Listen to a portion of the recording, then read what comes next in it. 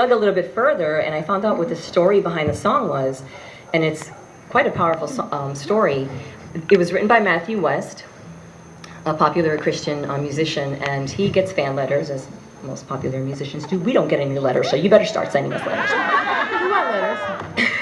We want groupies. We want roadies. Yeah, but letters are better.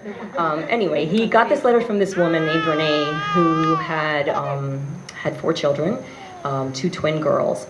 And one night, one of her twin teenage daughters was coming home from the beach or from a party with a friend, and they got hit by a 24-year-old drunk driver, and they were killed.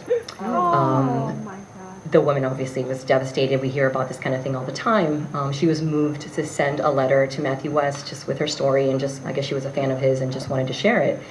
And she, after that happened, decided that she was going to go to all the schools and to speak about the dangers of driving drunk, and that kind of became like her mission to keep her going, and it sustained her, but there was something missing in her life and missing in her talk. Like, she felt like it just wasn't quite right, and God spoke to her and said, you need to forgive that 24-year-old who killed your daughter.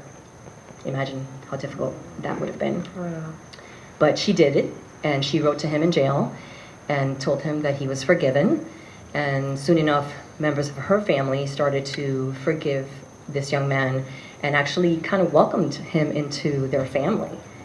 Wow.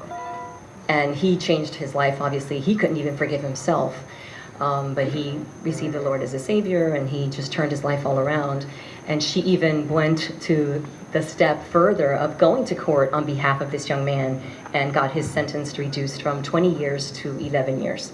So after that, she continued to do her talks and continued to talk to teenagers about the dangers of drunk driving, but there was a whole new component, and that was about the power of forgiveness.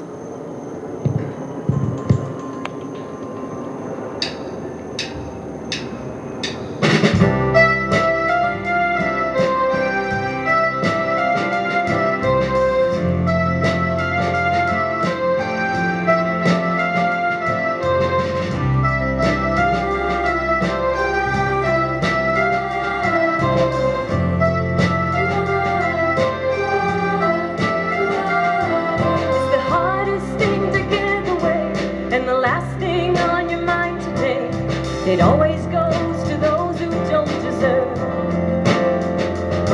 It's the opposite of how you feel when the pain they cause is just too real. It takes everything you have to say the word forgiveness.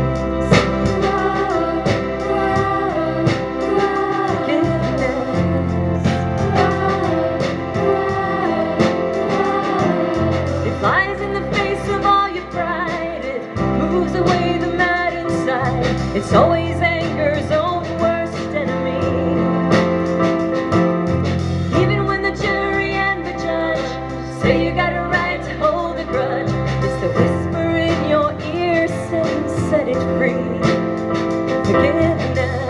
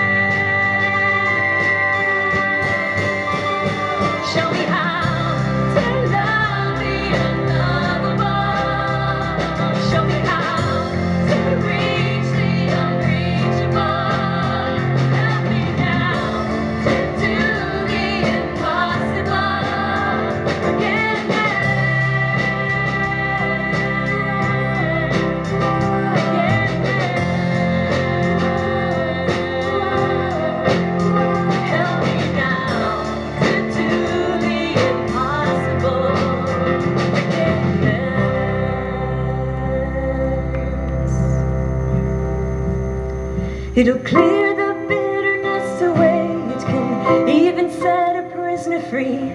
There is no end to what its power can do. So let it go and be amazed by what you see through eyes of grace. The prisoner that it really frees is you.